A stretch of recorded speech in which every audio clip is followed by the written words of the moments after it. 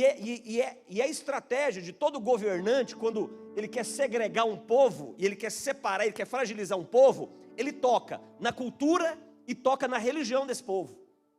Então quando você toca na cultura e você toca na religião de um povo, você mexe na identidade desse povo. Então Ptolomeu entendeu, eu não preciso criar confusão e acabar com esses judeus, porque não dá, não vou mexer com isso. Mas eu vou tocar agora na identidade deles, vou tocar na questão da língua, da cultura deles. O que Ptolomeu faz? Ele pede então para 72 sábios judeus, 72 judeus sábios, doutores da lei. E ele pede para esses 72 judeus fazerem o quê? Olha, eu quero que vocês peguem a Bíblia dos judeus, que era o Antigo Testamento, que era de Gênesis até Malaquias, os 39 livros do Antigo Testamento, e eu quero que vocês, 72, traduzam para o grego. Eu não quero mais esse negócio de Bíblia hebraica, eu quero para o grego. Olha gente, olha como Deus é. Tem gente que não acredita na Bíblia. Você quer um negócio desse? Tem gente que fica pensando assim, será que a Bíblia é de verdade? Será que os homens não adulteraram? Né? Mudou. Aí tem uns barulhos, como é que eu vou acreditar na Bíblia? Foi homem que escreveu. É por isso que eu acredito, porque foram homens que escreveu. Se fosse um macaco, aí eu não ia acreditar.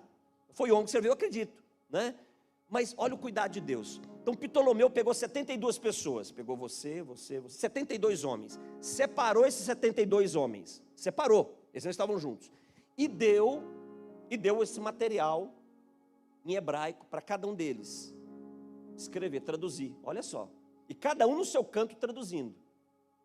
Quando os 72 acabaram de traduzir, sabe o que foi feito? Reuniram as cópias, 72 livros, feito por cada um, não é isso? Vamos saber agora se não tem erro. Porque na época o escriba, aquele que transcrevia os textos bíblicos, eles eram tão zelosos que eles escreviam tudo. Sabe o que eles faziam? Eles contavam as letras. E chegava no final, deu diferença, eles pegavam tudo que eles haviam escrito, jogavam fora e começava tudo de novo. Sabe o que é isso? Zelo. Esses 72 sábios judeus que traduziram a Bíblia então do hebraico para o grego, terminaram as suas traduções, aí eles foram conferir, agora estava tudo certo. Quando ficou tudo certo, as 72 cópias, aí então se fechou e se concluiu. Agora sim nós temos uma tradução fiel da Bíblia, na língua grega, chamada de Septuaginta. O que é Septuaginta? É a tradução da Bíblia hebraica, a língua original, para a língua grega. Agora olha o cuidado de Deus nisso tudo. 72 homens diferentes, em lugares diferentes, escrevendo o mesmo livro, e no final, na contagem, perfeito. Então deixa eu te dizer uma coisa, você tem um livro aí na sua mão, perfeito, sabe por quê? Porque o Deus perfeito é o guardião desse livro. Então fique em paz, aquilo que está escrito aí é a verdade, tá certo? Então quando você olha para a sua Bíblia aí, você vai ver, por exemplo, no livro de Êxodo, se cada livro do Pentateuco, da Torá, começa com as primeiras palavras, por que o livro de Êxodo começa com a primeira palavra é sobre os números os nomes dos filhos de Israel?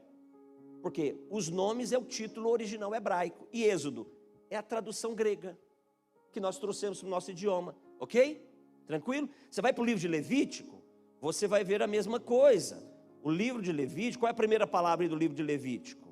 A primeira palavra do livro de Levítico é chamou o Senhor. Mas qual é o título do livro? Levítico, ou referente aos levitas. Por quê? Porque se usou um texto grego, mas o livro original é chamou o Senhor. E quando eu aprendi isso, eu comecei a ficar interessado pelo livro de Levítico, porque o livro de Levítico talvez seja um dos livros assim, mais assim, que deixa as pessoas cansadas para ler. Mas cansativo, não é, José? Já viu? Já olhou? Não é, parece cansado? Porque você vai ler lá o livro de Levítico. Trará o novilho à porta da tenda da congregação perante o Senhor, porá a mão sobre a cabeça do novilho, imolará perante o Senhor, dará daquele sangue do sacerdote sobre o chifre, sobre o altar, e porá a mão sobre a cabeça. É meio confuso, é meio cansativo. Mas aí quando eu comecei a estudar e tudo, eu vi ali, não, olha como é que começa esse livro. Chamou o Senhor. Tudo que está escrito no livro de Levítico diz respeito as leis cerimoniais, ou seja, as ofertas, os sacrifícios, a adoração, o culto. O livro de Levítico fala diretamente de como naquela época as pessoas prestavam culto a Deus. E o livro diz, começa dizendo, chamou o Senhor. Deus tem nos chamado para cultuarmos o nome dEle. Deus tem chamado um povo para adorar o nome dEle. Claro que hoje nós não precisamos mais dessas regras levíticas, não precisamos grega. A palavra-chave no original desse livro para o povo judeu é deserto. Então o livro de Gênesis é o livro da criação, livro do Êxodo, livro da peregrinação, livro de Levítico, livro do chamado de Deus, e o livro de Números é o livro do deserto. É o livro do deserto, é a peregrinação de Israel pelo deserto. Livro de Deuteronômio, o 5º livro da Torá, um dos livros mais santos, livro, podemos dizer sem medo de errar, o livro mais sagrado do povo judeu, Deuteronômio. Qual é a primeira palavra do livro de Deuteronômio? São estas as palavras. Então o título desse livro, no original, são essas as palavras. Por que Deuteronômio? Que é a tradução da Septuaginta, segunda lei, ou seja, a ratificação da lei, Deuteronômio, ok? Então para você entender os títulos. Então, olhando para esse panorama dos 5 primeiros livros da Bíblia, nós vemos esse mapa.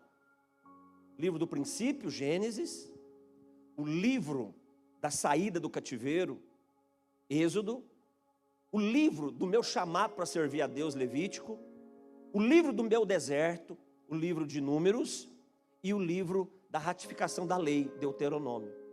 Então essa é a construção dos 5 primeiros livros da Bíblia, que para o judeu é muito importante esse livro.